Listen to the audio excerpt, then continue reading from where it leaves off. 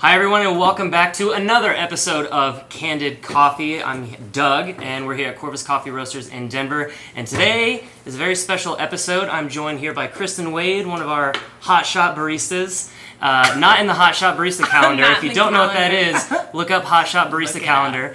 But today she's going to be tasting the coffee that she is bringing to Knoxville next weekend for Brewers Cup Regional SCAA coffee competition. Yes, that is a thing, if you didn't know. So this is the coffee Las Lajas Red Honey.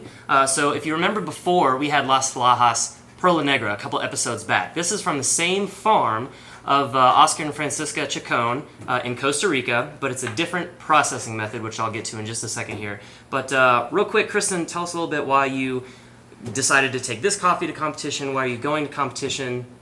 Okay, well, first of all, going to competition, I wanted to represent the females in the barista industry that aren't necessarily going to competitions, making themselves known. I organize a all-female barista competition here in Denver called Cherry Roast, and I wanted to... It was awesome. Event of the year. It was great. Oh, can I say that? Yeah. Event of the year. It was Doug awesome. was one of the bartenders. He and Ryan killed it.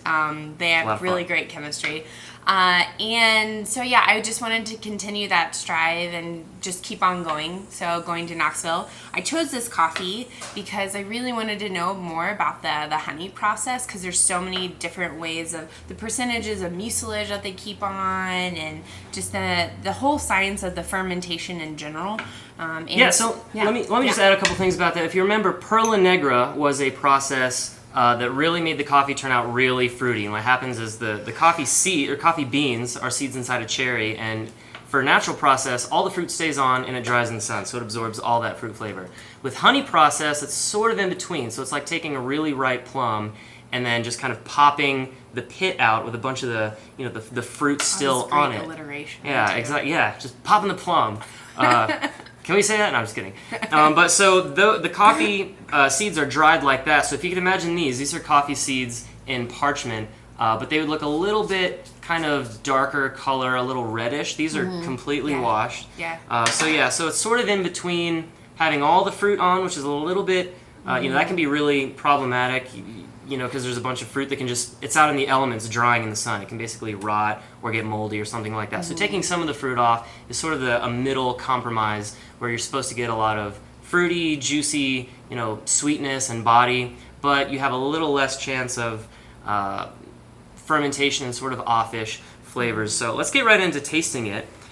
This one we brewed just a couple seconds ago. It's cooled down a bit. It's actually easier to taste coffee or really anything when it's close to body temperature. So do not burn your tongue, please. Yeah, nope, it's not boiling lava hot anymore. We want you to taste the coffee.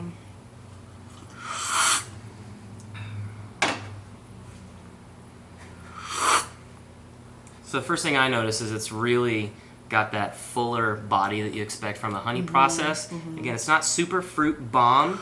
This is actually a slightly different roast than what Kristen's taking to competition, which is really interesting. Yeah. We actually roast everything in small 20-pound batches here at Corvus, so while we do go for consistency, it can be tailored to something different like competition, which is, I think, really cool. It goes way over my head. But.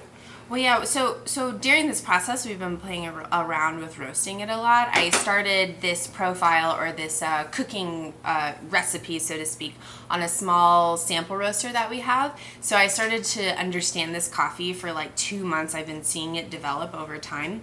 And then taking it to the big roaster was really interesting too, playing around with development time. So that is the time after the first crack, when you hear that popping sound. It's like popcorn in the microwave. Yeah, popcorn in the microwave. They turn the gas all the way down to the lowest it can be, and then that gives it about like a minute development time to get more caramelization out of it. So that's a really interesting process, because we've cupped a few coffees side by side of like a 1 minute 10 development time, or like a 1 minute development time. And so like the 1:15 was like super nutty, like toffee at the end of like the body. And then like with 1 minute, it was more like juicy, like raspberries and citrus. And so just between those two variables changing, you realize there's so much to play with in coffee, which is awesome. Definitely. So all you home roasters out there, come in, talk to our roasters, talk to Kristen. You guys can geek out about different roast profiles. I love geeking out. Yeah, so the last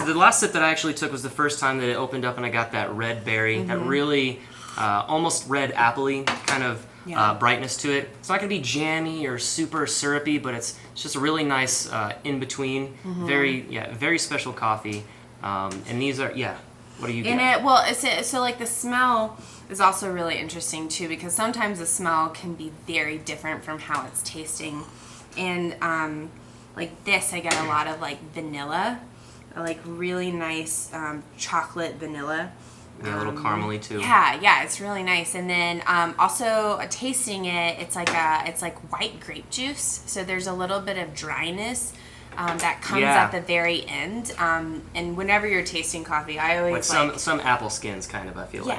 Yeah. I don't know about you, but when I taste, I'm seeing like where it's hitting in my mouth, like what taste buds and like what areas. So that always is a good determinant of like what citric acids are there, like what malic acids are there, or something like that. So you can kind of start to gauge that, and not just saying like, oh, this tastes like coffee. Cool. You start to get more interested into like what these different areas of the mouth means, which is amazing. Definitely. Yeah, it's not something that I've explored too much, but drinking this coffee, it really just, especially around my molars and my gums, it's just like it seems so bright, like biting into a fresh fruit or something like that. And that was with the V60 too.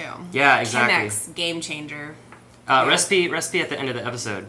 But these coffees are really special. Oscar and Francisca, they specialize in doing these type of honey and natural processes because they're very focused on sustainability and organic processes and things like that. And honey and natural don't require any amounts of water for moving, which the wash process, which is a little easier to control, but it tends to waste and pollute a lot of water. So props to them for doing the harder thing, but the better thing, in my opinion. And we've been working with them for a while, right? Yeah, I believe so. 5 years? That would.